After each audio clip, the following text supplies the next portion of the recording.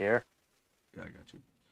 All right, bro. If you're ready, we're gonna go ahead and get this bad boy started. I'm gonna exit out of all this other stuff real quick and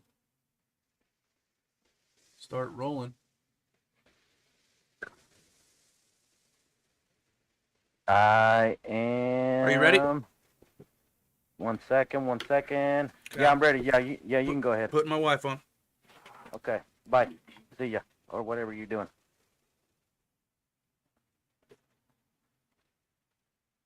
You put it higher. I'm not as high.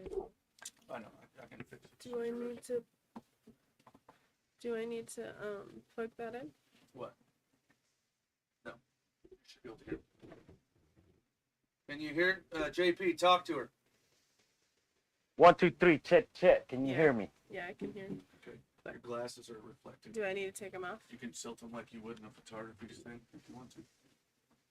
It's still gonna have it Do what you want to like do. on this side. Whatever. Just take them off.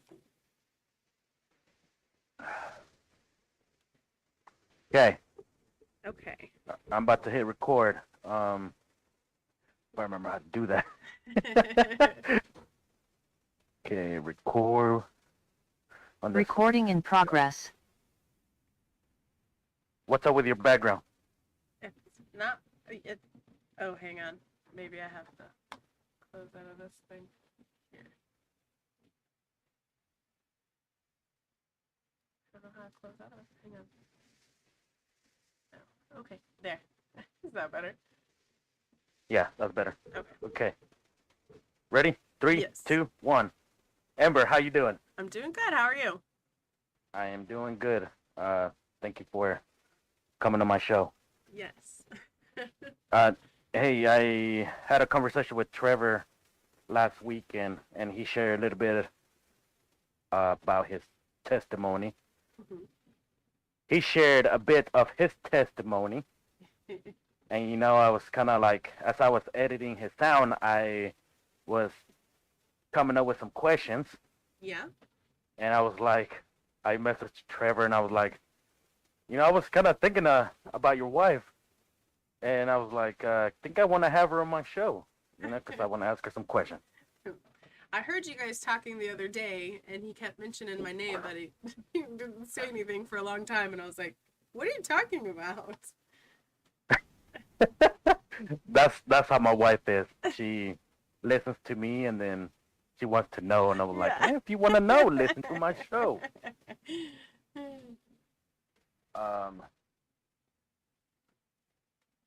I'm going to ask you some questions. It's Okay. going to be about 3 questions, and hopefully out of those 3 questions, I can come up with some more questions. Okay, that sounds good.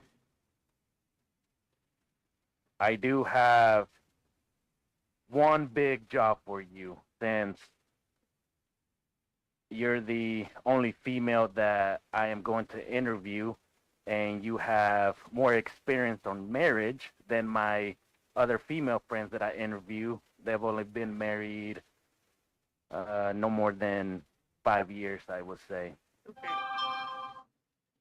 So, here we go. Question number 1. Okay. Tell me, how did you meet your spouse?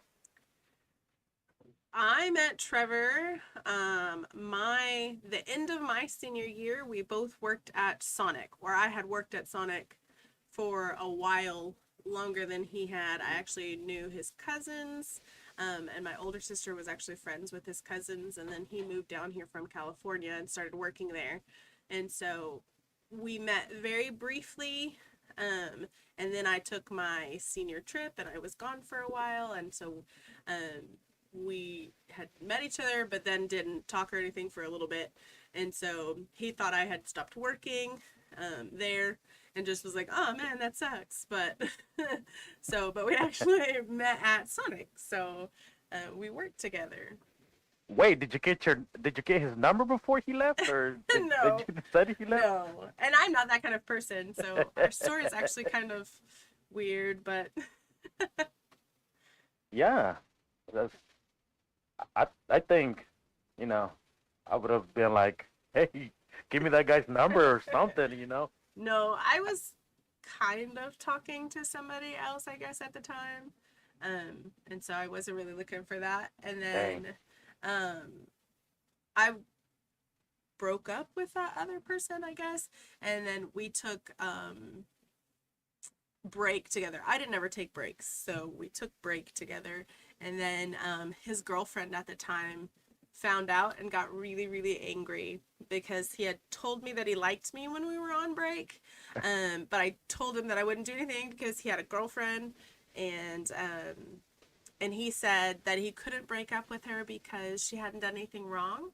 And so then she got really mad, and she came up there and she like flipped him off through the window and different things like that. So that ended their relationship, and then we started hanging out. So She was one of those, huh? yeah. I've encountered a few. So, what drew you to your spouse and made you realize that he was the one for you? Oh man, I don't know. I think at the very beginning it was just immaturity anyway, just wanting to be with somebody. I thought he was cute, and so I think that's how it all started. But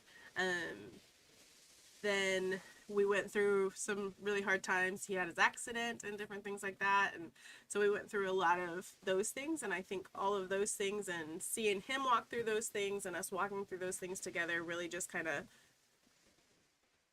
makes you realize that, you know, you're kind of in it together for the long haul. And so that's really, I think, where a lot of it came from is, you know, we had just walked through so much together that, I mean, I couldn't picture my life any different or choosing somebody different than him. He has a great personality. He's hilarious most of the time. He thinks he is anyway. And Sarcastic. he's very sarcastic. That is very true. He is very sarcastic, and nobody ever knows if he's serious or if he's joking. And and that's what everybody said. We don't know if he's being serious or not. Me either. I don't know. He might be. Yeah. I know. Before Trevor, I'm glad you mentioned Trevor's accident. Yeah. Before his accident, how long have you and him were dating for? We were together for 2.5 years before his accident. At that time of the accident, how did you feel, and what were you doing at the time? So I actually was at home. It was one day that I actually didn't work, and but at that time I was working, and then I was doing a paper route as well. So I was working a whole bunch, and so was he. He was helping me with the paper route, and then he worked at Taco Bell in Ada, which was about a 30 to 45-minute drive from where we actually were living. And so when I got a call from his uncle, I almost said his name, but I probably shouldn't say his name.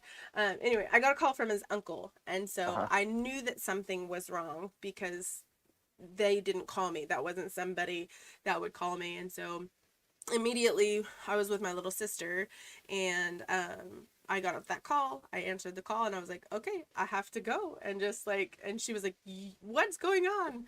And so I tried to explain as best as I could. And she was like, you can't go anywhere. You can't drive anywhere. And so she helped me to get to where I needed to go. And then, you know, I called my parents and everything like that, which they had taken him to the hospital in the town that we lived in. And so we could just meet them there, but then he had to be taken to, the city. So then we just followed him up there. But so I actually was not doing anything. I was at home for the first time in a while, not working. So it was just kind of ironic, I guess. But you went to the hospital eventually, right? Yes. So after we got that call, my little sister, we got with my parents, and then we went immediately to the hospital. And it just so happened that the guy that took care of him, because the hospital there's not a great hospital. It's known for not being a great hospital, or at least at that time. I don't know anymore because I haven't lived there in a long time. But and so luckily at that time there was a doctor that had just studied traumatic brain injuries, and so he knew exactly what to do to be able to like put him under and sedate him and everything like that, so that his body would stop like seizing and things like that. So luckily, when I say luckily, it was really just God's hand. Having that particular doctor there and having that training had just happened, and so we got there, we got to see him and everything like that, and then everything happened so fast, and then we were up in the city at OU Medical Center, so it just happened really quickly. But we went straight from that hospital to the other hospital, and then I was there pretty much the whole time. So you were there whenever, the doctor came out and said that Trevor could potentially be a vegetable and, get the whole nursing Yes. home ready and all that. Yes. How did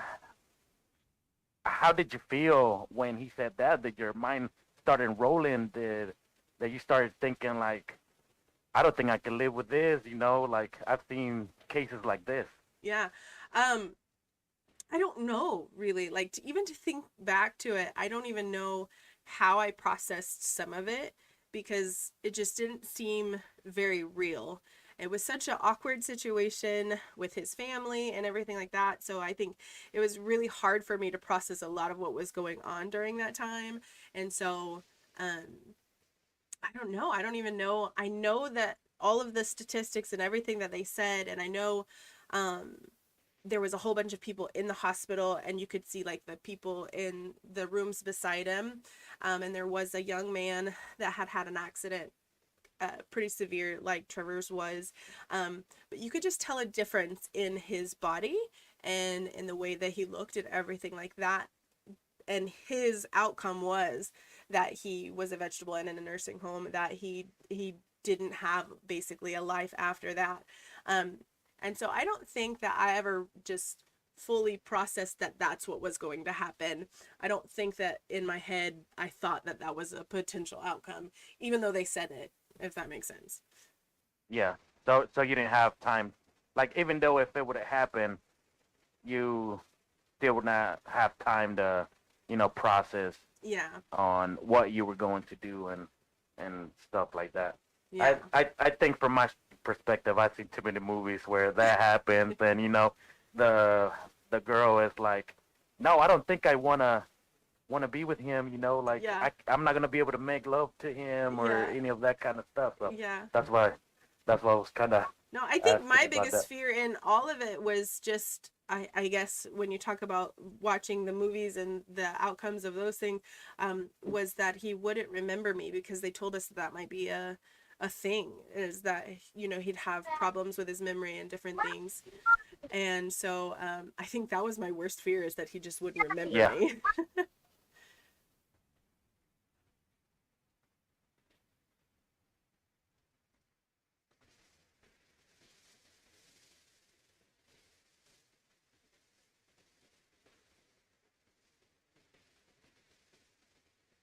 No. How did you say no whenever I said, can you hear me? Yeah. Oh, I read your lips. Oh, you read my lips. Okay. Yeah. All right. Okay. I'm kind of testing this, so in case my kids come back, all right, I'm about to push it again. Okay. All right, sweet. Yeah. Okay. Can you hear the kids in the back? No. Okay, sweet. Man, this mic. All right, what were you saying, or were you done? No, I think I was just saying that I think my biggest fear was that he wouldn't remember me when he woke up. So. Yeah, that's a pretty, I don't know, hard.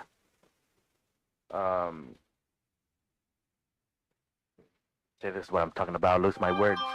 This is why I created this podcast, so I can better my communication. And see, I just lost my thought. How about that?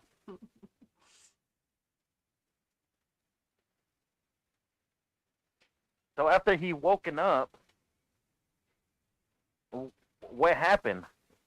Was it like the movies? Did he call?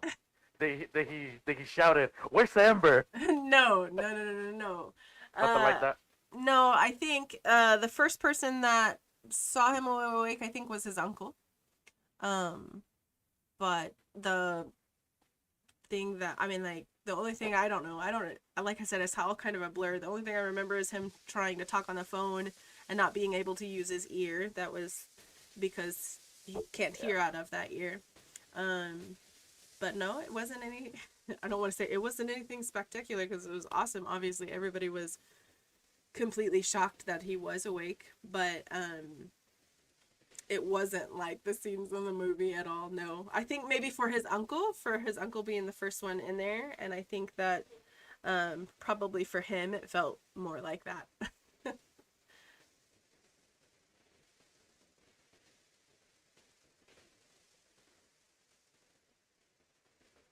Yeah, I always remember every time, I hang out with Trevor or anything like that, I'm like, am I in your right ear? He Because is. if we're having conversations and I'm out here talking and he's not able to hear me, so I'm like, man, I'm in the wrong ear, I think. But So again, sometimes he I have to still switch likes to to the other one. use that as a joke on people. He'll let people, especially like when we're in youth, he'll let people come up and totally ask him a full on question and be waiting for his response, and then he'll say, "Yeah, I didn't hear you." Yeah, that's pretty crazy. It took me And a long time to remember which ear it was, so. yeah,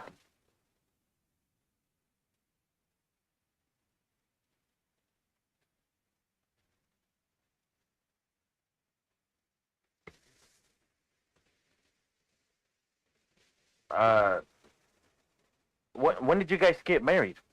We got married in 2009. 2009. And accident happened in 2006. 2006. Yeah.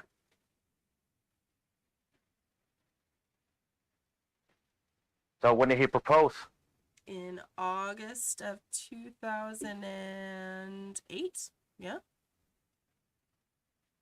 Not bad. What was there? Can you share your wedding story and what made it special? Our wedding story. I don't know. The wedding days are pretty much a blur, and that's what we tell anybody anymore. You put all of this planning into this day to make it special, and it's really just stressful. And then it's over in like 5 minutes is what it feels like. But no. So on our wedding day, one thing is that I got a horse-drawn carriage. My mom and dad got that for me. So that was pretty cool. My mom is a big help in all of that kind of stuff, so she did a lot of the planning and things like that, so that helped. There was just family drama. I remember a lot of family drama, not on my side, on his side. So Yeah. that always, plays into it, but he's always really good to kind of redirect my thoughts back to, hey, it doesn't matter. This is where we're at. We're gonna still have a great day, and still by the end of it, we're gonna be married. So I think the fact that we ended up married, that's the special part of it all. So Yeah. I don't believe there was any drama in my wedding that I can remember.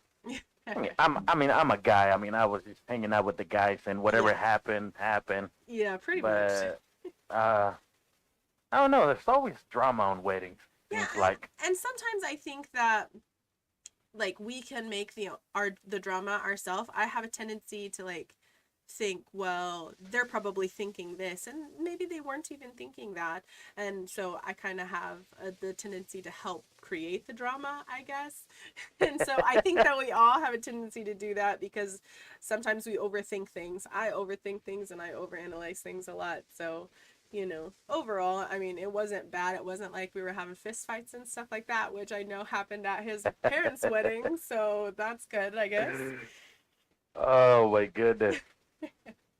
I, it kind of makes you want to tell the next person that you hear they're getting married. You want to tell them, "Are you getting married? Don't have a wedding. Exactly. Just have elope. just elope and Yeah. get married." Yep. Because the end result is the same, and you don't have to stress about it. So.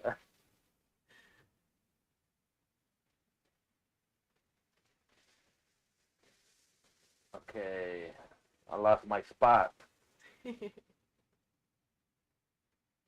Okay, what are some what are some of the biggest challenges you face in your marriage, and how have you overcome them?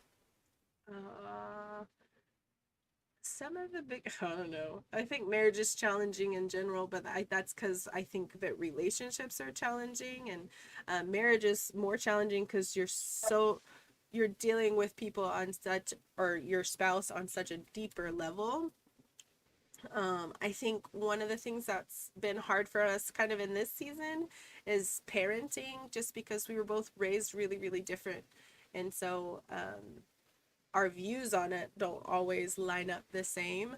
But then, bringing it back to the Word of God, then we can always get back on the same page. And so that's always been good. But I think being parents is a hard thing anyway, and then adding that to your marriage, it's hard too. So, but I mean, overall, it's still really good, and it pushes us to be better people, and it grows us, and it pushes us closer together, which I think sometimes it can do the opposite and have the opposite effect on people, as it can push them apart.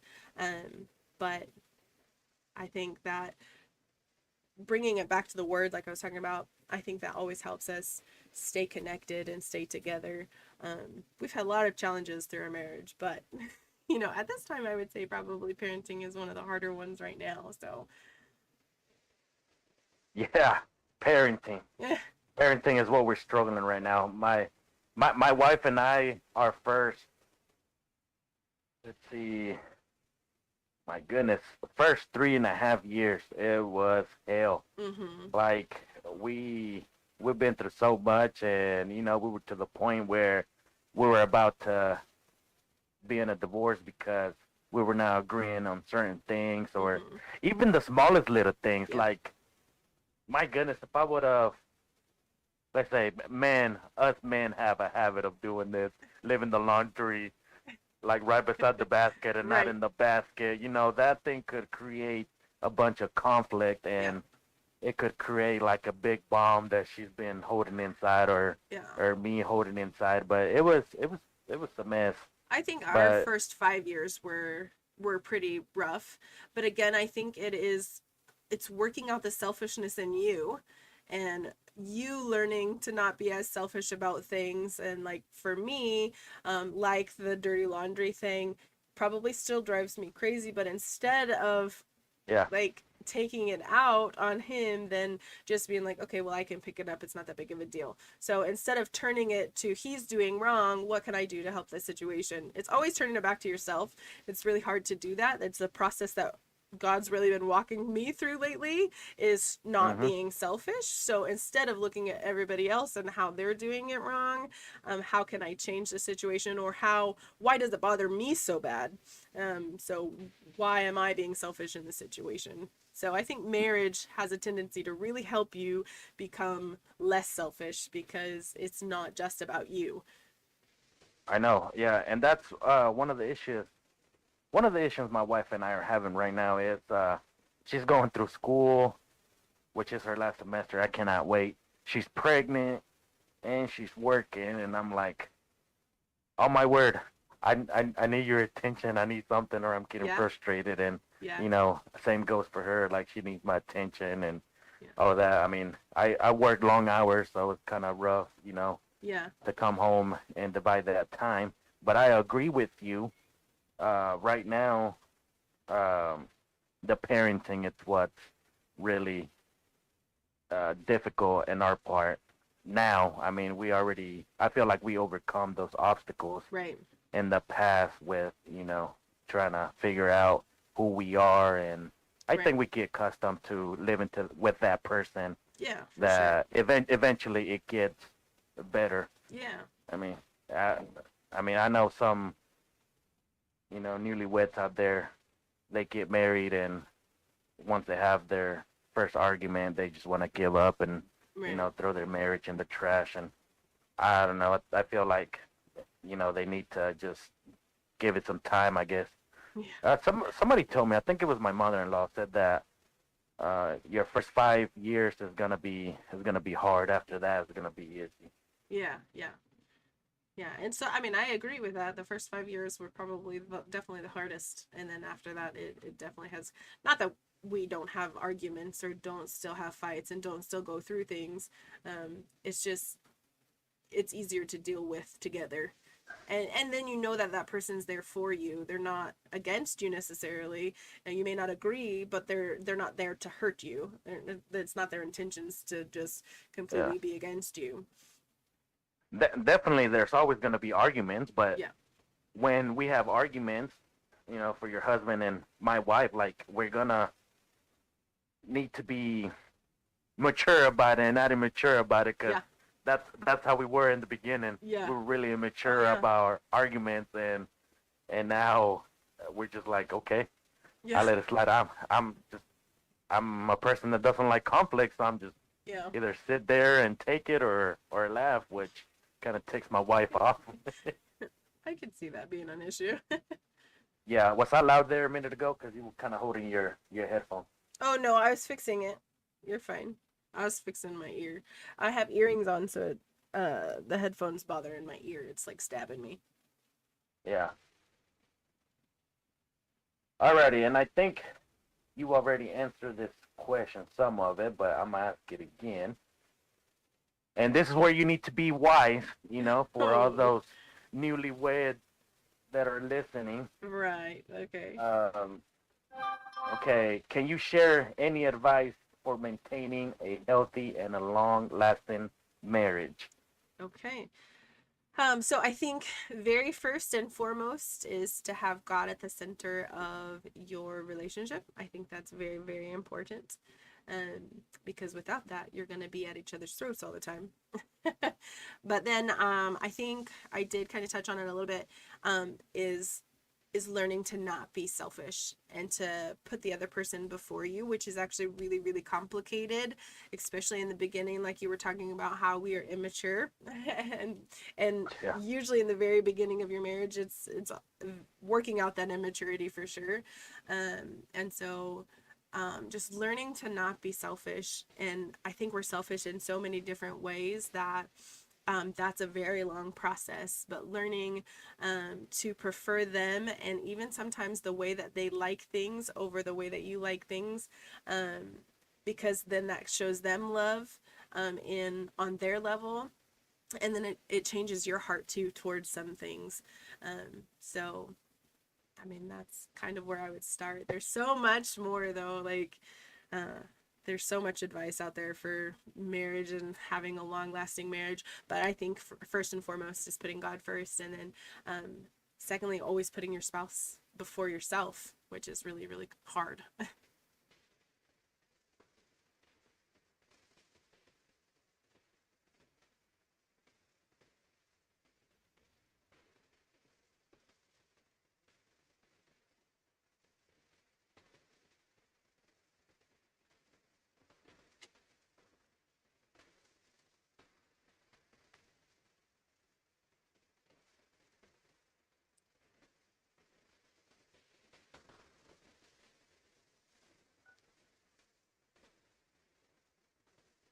I think the camera Whoa, died. what happened? I think the camera died. Can you still hear me?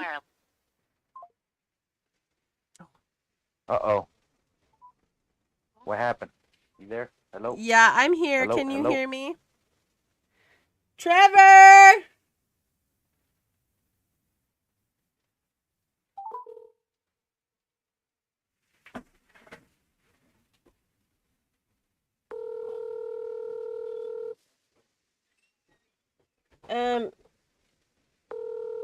The camera, I'm trying to call you, but the camera stopped working and he can't hear me with it off. I tried to turn it off. I tried to turn it off. Okay, can you hear me?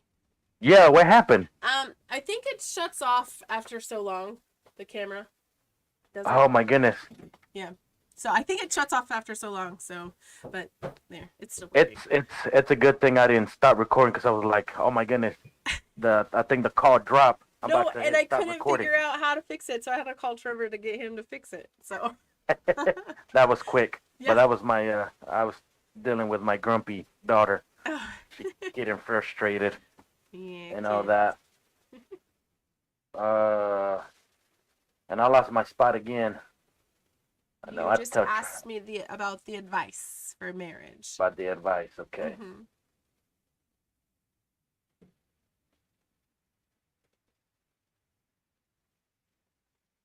Okay.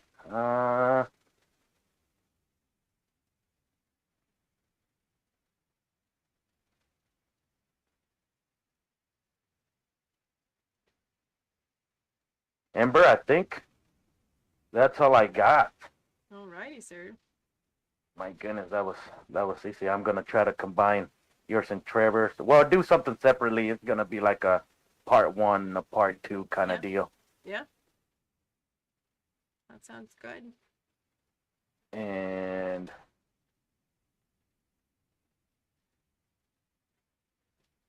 yep, that's pretty much about it. All right. That sounds good. Well, Amber, thank you very much for coming to my show and talking. It was real nice No problem. to have you Thanks on for my show. having me.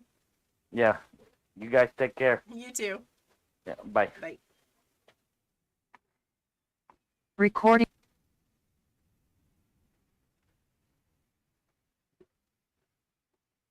Okay, I'm done. I didn't even really need to turn it back on.